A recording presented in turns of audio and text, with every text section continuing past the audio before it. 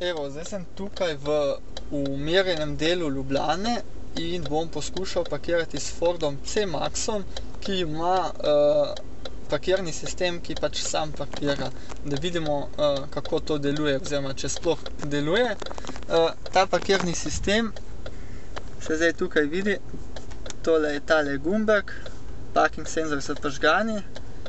To bom sedaj prižgal. Zaslon se je prikazal. Parking se išče.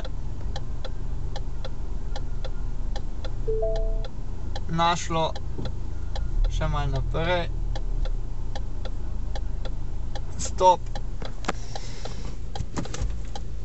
Reverse. Check surrounding. In avto parkira sam. Amo ne zaupam. Kako to vrti. Dober je. Zaenkrat, če nisem zapeljal na robnik. Platišča so cela. Res pa je, da je luknja precej velika za parkirati.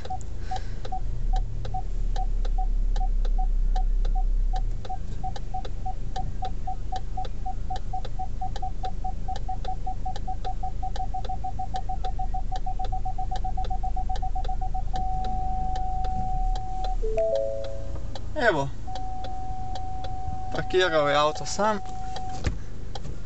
Ugasnem avto. Sedaj pa da vidimo, kako je parkiral Ford.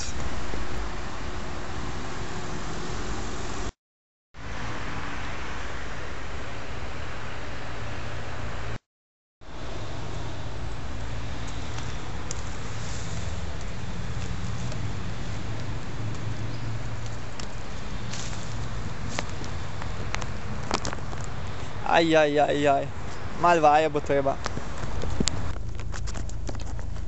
In kaj si jaz mislim o tem avtu? Super avto. Neverjetno udoben. Recimo bolj udoben kot S-Max, ki smo ga imeli na testu. Ampak S-Max je bil pač trši avto zaradi tega, ker je imel pač bistveno večje platišča. Tale C-Max, ki je sicer manjši, ampak je bolj dolžinsko usmerjen.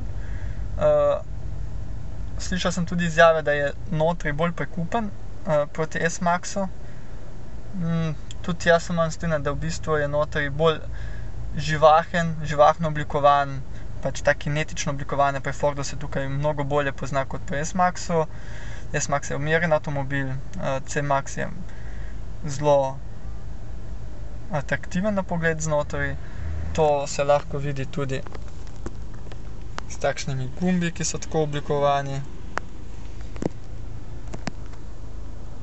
Armaturka je zelo lepo oblikovana. In tudi vrata so imajo zelo lep relief. Tako da v bistvu je avtomobil lušen. Ima 6 prestav, kar je zelo super za daljša potovanja in 1.6 bencinski EcoBoost motor, ki je zelo uporaben, saj ima dovolj navora in je tako zelo poskočen za vožnjo po mestu, kot tudi za po avtocesti. Kombi bi pa bil ta namenjen C-Max. Praktično vsem, ki potrebujejo takšen avtomobil. Se pravi, kako bi rekel, za tiste, ki želijo više sedeti. Se pravi, ni to nekakšen Focus, ki se sedi ful nižje. Hkrati imajo dovolj prostora za glave. In da se v bistvu peljejo večinoma samo dva. Čeprav je to dolžinski avtomobil, zakaj samo dva? Zato, ker zadaj ni ravno veliko prostora za odrasle osebe, za kolena predvsem. Je pa še zmeraj dovolj prostora za otroke, to pa definitivno, tako da v bistvu je to avtomobil ali za starejše osebe, kot so penzionisti, ki ne vozijo okoli veliko otrok, veliko odraslih, ampak samo otroke, ali za mlajše družine, ki vozijo okoli pač mlajše otroke. To je pa to v tem avtomobilu, na kratko, več po testu. Čau.